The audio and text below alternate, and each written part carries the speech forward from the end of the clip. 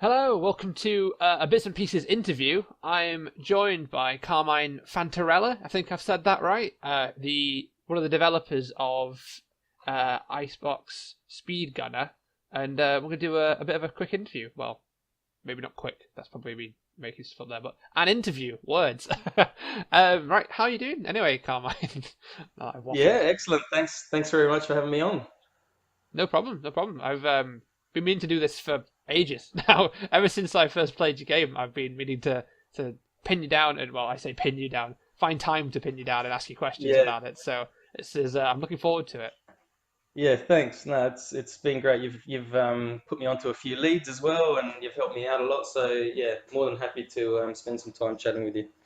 Super. No, no worries, no worries. Right. So we'll just dive straight in. I just wanted to first off just know a little bit about your background and maybe some of your favorite games. That'd be always a good place to start. Yep, sure.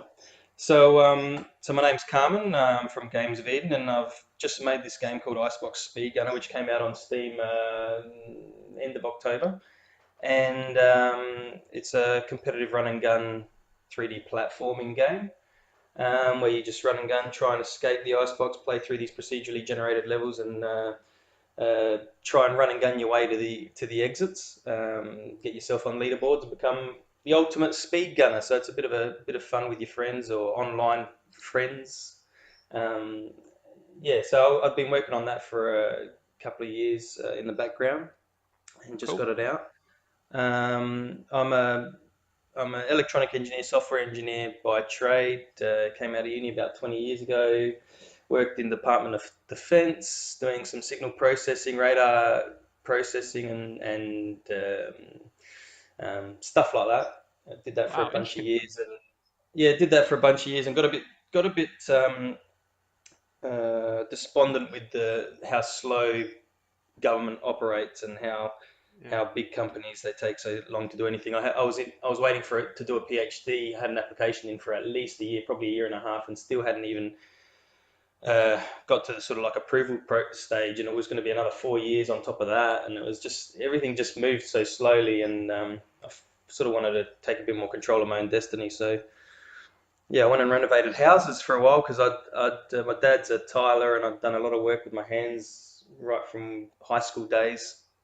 So Cool.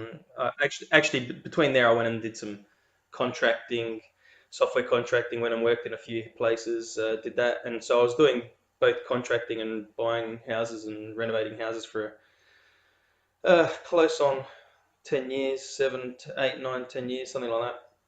And then we built the house that we're living in now, and got to do sort of what I wanted to do a long time ago, which was be super creative and make games and stuff, but I didn't want to have the pressure of having to make money tied to it because it seems like it's a pretty risky business. So I went and tried to set myself up beforehand so that I could do something like this now. Um, Awesome. and excuse me, and that's where I'm at. I'm doing this now for fun, and if it makes a bit of money, that's great. But it's important for it to be scratch that creative itch for me. Yeah, that's a nice way to approach it. I think it's yeah better than it It's a being slow. like just about Well, money. yeah, It's more about it's definitely a creativity, which slow is way to good. do it. Yeah, Yeah, but I guess when I first started out, we didn't have anything. When I came out of university, we didn't have anything like Kickstarter. yeah, Um, we didn't even have those opportunities so I had to come up with alternative ways of funding what I wanted to do, and hmm, the only way I could do it was this slow burn, which took a took a lot of years. But in the end, at least I'm in control of everything. I'm not beholden to anyone. I can make my own decisions and go at my own pace, and which is really the way I like operating as well. I sort of like just doing when everyone else is zigging. I like to zag. I like to do my own thing. So yeah, it seems to work pretty well for me. that's cool. It's cool. So what are some of your favorite games then? I'm interested to you get a good picture Yeah, of so something so back I in the know what day, I like. yeah, so especially in those formative years, or especially during my sort of uni years and stuff, there was all the first person shooter games like Doom and Duke Nukem and all those sort of things where we played online. But Hmm. I love car racing games like Formula One racing games and stuff like that. Right, cool. So those have had an influence. And further back, way before that, I used to play on my Commodore 64 and my 286 PC, and used to play things like just Spy Hunter, little games like that, and Mission Impossible, and all these sort of games, um, I back then on the 286 and the early PC days, I liked playing all the LucasArts adventure game tech. Oh, well, they were graphical adventure games by then. Mm. Um, but yeah, so there's been a whole bunch of influences over the time. Yeah. Cool. Cool. Yeah, I could definitely see the Doom and the racing game influence actually in Icebox. So, how did Icebox Yeah, first come into yeah. being? Was So it kind of wanting to merge those two almost a bit? Was that it kind of was, yeah. So in a way, it was, what happened. You sort of have a few ideas that you want to try out and prototype, and in, there's a whole bunch of influences. One of them being, some of the things you want to do creatively, some of the things you want to try out technically, and then also just trying to create projects that the scope is manageable, that it's not too big a project that it will never get finished. So there was a couple of years where I downloaded Unity, the game engine I'm using. I'd been, I'd written game engines in used beforehand with off the shelf graphical libraries and audio libraries and all this sort of stuff. And it was sort of around that time when Unity was emerging, and I was like, wow, there's this tool that some other company that has hundreds of people working for it is going to let me use basically for free.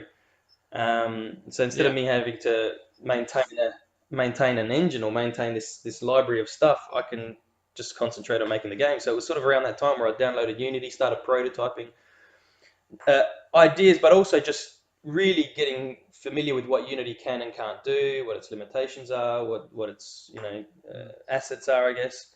And yeah, that was happening sort of in the background while I was building the house that we're in. And so I was prototyping a whole bunch of ideas. Being a solo developer, I was interested in some procedural generation. I like the idea of being able to um, uh, generate a lot of content in a way that where I can manage the scope of it, or some variety of content anyway.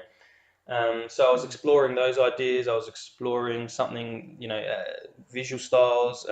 Again, I was learning all about Unity. So I was prototyping stuff with terrains. I was prototyping stuff with AI. I was prototyping all this sort of stuff, and then I took it to where I live in Adelaide. We have a local game dev community, so we have playtesting sessions every now and again. We also have an annual event called AvCon, which is a big convention.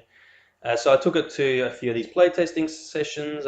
I showed it to a few people. I took it to, I think I showed it to a few people online and stuff, and worked out that this bit, a part of what I was prototyping, this bit could be the game, which is basically what we see now, this racing through these 3D platforming, procedurally put together levels. And yeah, um, yeah, and so yeah, it took about a year. I brought an early alpha to an AvCon in 2016. Got some feedback from players, and then sort of just from 2016 to 2017, just polished it. Um, mm, chucked out mechanics that basically just honed it down to this sort of run and gun style game. And yeah, yeah, that's how we arrived to where we're at. Just a whole bunch of influences. Managing scope, managing um, art, and managing yeah, game styles that I like, that I'm going to be interested in working on for in a couple of years. So yeah. cool, cool. You mentioned about tricking out ideas that didn't work. What were they? What things just didn't quite mesh with how the game worked? What things did you have to kick out there? So well, really, there's been a lot of things. There's been like I said, when I was prototyping early on, I thought maybe I'd do something like have a big hub world where there was a bigger story going on, and you would be navigating from the hub world into these portal worlds, collecting things inside these portal worlds and bringing them back to the hub world to maybe unlock something that would get you out. But the hub world was this Yeah, big terrain, and the idea was that the hub world was going to be like a more realistic world, and the portals were going to be this computer system, this matrix-like world that you go into. Um, yeah, and just the scope of it was getting too big. when I was prototyping, it was like, if I want to get this to actually some sort of polished stage, it's just going to be a massive undertaking. Um, Yeah. and also things like trying to make sure that the players understood the story, because what was happening was that this hub world was supposed to visually look very different. It was supposed to be more realistic, look more like a real world, and give you that contrast with the computer, the Matrix, the Tron-like world that you're going into. And it Yeah. just, yeah, again, the amount of assets that were needed to do that, to have it polished, and everything associated with that just became so big. So that got just chucked out. I just was like, this is when I actually said, okay, now what part's going to be the game? It was like, okay, I'm going to focus just on this bit here. This is actually something that I can polish right up and actually finish. And there was a whole bunch of things That's good. during development. Yeah, there's all sorts of things technically that happen during development. You might start off with a plugin when you're prototyping, and then halfway through the development, you realize this plugin isn't actually that great. It's not doing exactly what you need. Now you need something a bit more advanced, or you need it to talk to something, and it's just not. It just can't do it the way it's been designed. So you have to rewrite all Yeah. that. I had stuff with with the AI, with the pathfinding, all this sort of stuff. And over the years, Unity keeps getting upgraded. But when I was first prototyping, Unity couldn't do a whole bunch of stuff, and so I was always trying to build workarounds to sort out problems. And then in a later version, Unity would sort of bring in its own solution, and I had to make that decision at that point. Do I go with the Unity solution, or do I stick with what I've got? And there's been things like that that's Yeah. happened through development. Right. Yeah. I would never have thought of like Unity updating and that update then having an impact on the game that you're making. Actually, I never would have thought of that Well, for example, as a thing, for but I suppose example, it. I think I still use my solution for nav meshes, because what I've got for navigational meshes, because what I've got with a procedurally generated world, um, Mm. Unity back in the day could only generate navigational meshes on static scenes. So you'd lay out your scene, you'd lay out your level, you'd lay out all your houses or your obstacles or whatever, and then you'd bake a navigational mesh, which is what the AI used to work out where they can and can't go, and you'd save the scene. And then when you load the scene up, that's all loaded up. But with my game, it doesn't work like that. My game, it's actually it's building the level, at the As you move procedurally, it's forward, putting is it it? together as Yeah. you Yeah. move along. And so those nav meshes are sort of tied to each little block, but they can be anywhere in 3D space. They're not sort of baked to a specific location in the world, like at 000, or And so it just didn't Yeah. work with Unity's solution. But I think in the most recent versions, I think Unity might have some solution to handle things like that. There was all these things a Right. bit like that over development, where it was like either a plugin was deprecated, or Unity solved some problem, and it's like, oh, okay, now what happens? And especially, it was even more tricky if I was currently dealing with some problems, and it was like the lure of some new plugin or some new Unity update sort of said, oh, we solved that problem. It's like, oh, do I abandon everything I've got here, or this tool that I'm using, and try and go with something that I don't know that could have its own problems? Um, Yeah. Yeah. yeah, so that's always the tricky bit. That's Sometimes it's better the devil you know.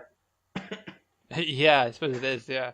So Yeah. when you first came up with the idea for Icebox, how close is that idea to the finished game? Is it a pretty Yeah, close well, thing, or is it as you kind of developed along, you've changed things? It's kind of a different beast almost. fun, funnily enough, I've got a little making of video that sort of gets unlocked if you finish the campaign, and also there's a secret area that if you get into, you get to see this video in the game. And in that video, I've got a recorded clip that shows, I call it the making of the game, Yeah. and there's a very very early on prototype that's just empty cubes, just the edges of cubes, and I was just procedurally putting them together to build these tracks and seeing if I could navigate through them. So there wasn't even platforms, there was nothing. It was just these boxes, and seeing if I could build the procedural generator to do that. So very early on, the procedurally generated 3D levels was Mm. like a core um, aspect to the game. And then all this other stuff I was talking about hub worlds and stuff, that was more about trying Yeah. to build a story, a framework around it to give the player some motivation to want to continue on. Like, why am I running through these things and stuff like that? And so there's a whole bunch of Yeah. other ideas that got prototyped, ended up getting dropped. So the core part of the game is really still there, Hmm. especially That's when you cool. look at these early videos. Yeah, Yeah, yeah. Motivation for people to finish the game, then definitely. Um, yeah. so when you So there's so as you now. were building it So along, sorry. sorry, go on. No, no, you go. Yeah, I was going to say. So sorry, no. I was going to say that. So what happened was, as it was sort of being prototyped in early alphas and stuff, there was a lot more story to the game. And then Yeah, taking it to playtesting sessions and stuff, people were saying, "Oh, the run and gun is the bit I'm finding the most fun. I just want to run and gun. I want to be able to shoot everything. I want to be able to shoot doors. I want to be able to shoot terminals. I just want to be able to keep running and gunning." And it was, yeah, I submitted it to a few things, and in the end, what happened was the story sort of got trimmed back to not get in the way of mm, just this sort of run and gun gameplay. So there's now a very light story, and there's this female narrator, who helps you along. And I'm not sure if the game actually discloses who she is. I know who she is, and I'd like to yeah, maybe down the track, maybe have a different game that sort of where the two characters meet. But yeah, so the story's been stripped back quite a bit, but there's still this light bit of story left, just to again help try and motivate the player to continue on. yeah. I quite like the minimalist story though because it makes the whole thing seem so much weirder and so much more mysterious because you kind of as you play through each level you kind of get glimpses into what's happening and then it just sort of Yeah, gradually unfolds rather than it being like a story dump or anything like that. It ends up being this thing of like you go for like this just so like you just want like an extra little snippet, an extra few lines of like their yeah, dialogue as to like what's going on. It really no, it's yeah. very effective. I found. Oh, thank you. Yeah, yeah. It's a fine balance, especially with my sort of game where it's very mechanically focused. It's all about this, racing along. There's a fine line between having a bit of story to give the player some motivation, give them some interest into wanting to continue on, and not having any at all, and they might just say, well, it's like I said earlier on, I like playing car racing games. I'll play them all day, every day, and the thing I like about them is that it's about trying to master something. You start off and you'll learn a track very, very quickly, Mm. and you'll be driving on the grass, you'll be crashing into fences and all that. But it takes a very long time to become a real master at it and take all the apexes and perfect the track and really feel like make all the gear changes right and just feel like you've done it like perfectly, and it's such a sense of satisfaction. Another, I talk to people. Sometimes I use the analogy of golf. I say it's a bit like golf, where I can teach you the mechanics of golf in about 5 minutes flat. Put the ball there, put it on a tee, swing like this, look over your shoulder, whatever. But it'll Yeah. take you a lifetime to master the game. And so, yeah, my game's a bit like that too. I wanted it to be have this sense of you can learn the basics of the game, and I didn't want to bog you down with too much story or too many mechanics that you would be sitting there for ages just dumbfounded. But also, I wanted you to get this sense of, hey, if I played this just a little bit more, or I played this just a little bit harder, or I know now that I know where the bad guys normally are, I can cut so much time off, or maybe I'll do a few extra headshots. You become that sense of a master, and you'll get rewarded for it on the leaderboards. Yeah, yeah, no, it definitely does have that easy to learn, difficult to master element to it. But you always kind of just want to have just like one more try at like trying to beat your time or just do something slightly Yeah, differently. So no, it's good. yeah, So I rewind ever so slightly when you're talking about actually coding and developing the game. What were the most difficult bits to actually do? I know you mentioned about the procedural generation, but there anything else that was kind of you found particularly tricky? Like I don't know. I don't really know an awful lot about coding, but I'd imagine that the rate that the player moves through the game, as well as like the things that are sort of coming on screen, like I don't know if how yes, matching those up or anything would be. It seems like it would be difficult to yeah, do. yeah, yeah. You're right.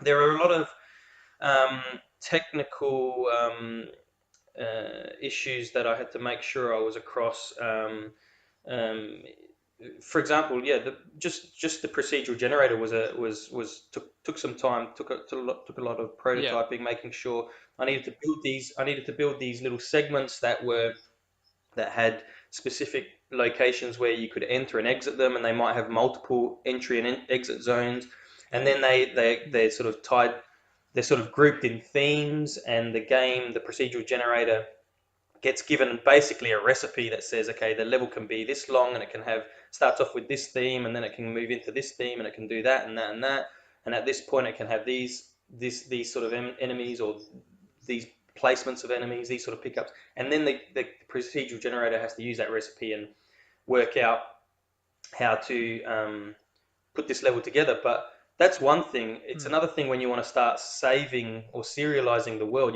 If you want to save a state, like I have checkpoints in these marathon levels, so I need to be able to save the state. I need to save where you are. I need to be able to save where in a sense, where all the bad guys are, what things have been picked up, what things haven't. My game sort of simplified that a little bit, but essentially it uses one world seed, and it stores the state of each of those blocks, and it has to be able to do that quite quickly. The other thing Mm. is loading those bits up in the world as you're moving along. I had to make sure that there was minimal to no stutters in frame rate. When you play with a reasonably fast computer on an SSD drive, you have no problems. But I'll notice it on my slow laptop, which has a super slow hard drive. Mm. Just loading stuff up off disk as you're going along, streaming it off disk can be a little bit slow. At times Yeah. you might get a stutter, but on any sort of average sort of computer, it's fine. But that was Fair enough. important to Unity. Sort of runs everything in a main thread. It's starting to do things now in background threads and stuff, but the way my game worked, it had to break that up over um, successive frames and load the world in slowly. And that sort of went in with there was two things going on there. One was I wanted you to see the world loading up as you were navigating it, because I wanted you to get this sense of you're inside this computer system and it's building it. And so I wanted Mm. that to sort of have a visual effect as well. I wanted you to be able to see things loading up, because the alternative would be to load things up when they're far away, so you don't see them happening. Um, but I did it as you navigated each sector. I sort of made the next sector load up right in front of you for that visual effect, to make you think, hang on, I'm not in a real world here. I'm in some sort of computer system. This isn't what a normal world does. Um, Yeah. Yeah. so that was an issue. And then there were things like I said before, with plugins and uh, the AI, the pathfinding, again procedurally generated. I had to come up with a solution that handled the procedural generator, and being Mm. able to give the AI some help with pathfinding. So loading that up as well without stutters. There's so many technical issues under the covers that if people don't notice it, that's perfect. Then I've done my job right. Um, Yeah. but yeah, there's a lot of Yeah. No, those sort of it things. always works fine for me. Cool. Cool. That's no, that's interesting because you do move very quickly, especially when you start to sprint. Like you move exceptionally fast Yeah, through Icebox. So yeah. it's It's a mouse and yeah, keyboard fair. sort of game, and I've seen people play it with a controller, and I feel like you know when I play with a controller, I'm just no expert with a controller. But when I've seen people who play with a controller who are good at it, I'm like, how are you doing it? You're just going so fast. How are you managing to do it? But yeah, mouse and Yeah, no, keyboard. you do.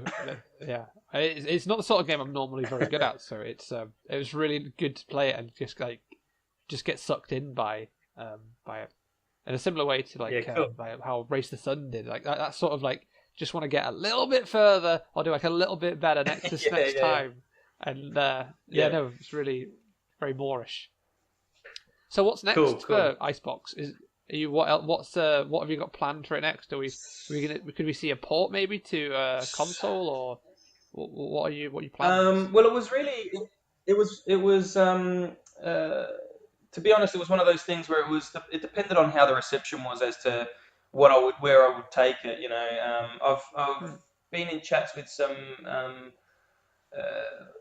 other people, local devs who are bringing their game to Xbox and stuff. So they said to me, if you want to take it to a console or something, we can help you down that track. I've spoken to Cool. people from Intel and stuff like that who might help with some stuff in the future. But that's at the moment for me. That's all sort of like really in the maybe world.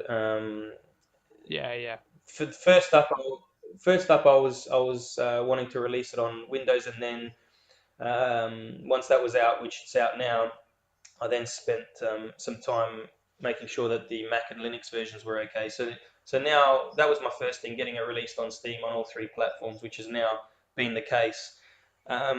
Yeah.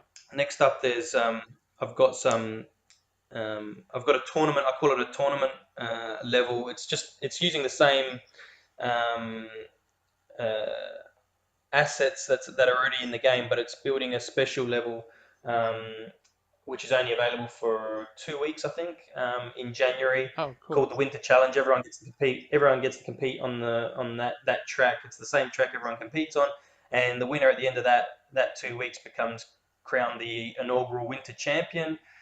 Maybe there'll be a prize or something for the winner, and then there'll be a few more tournaments through the year like that.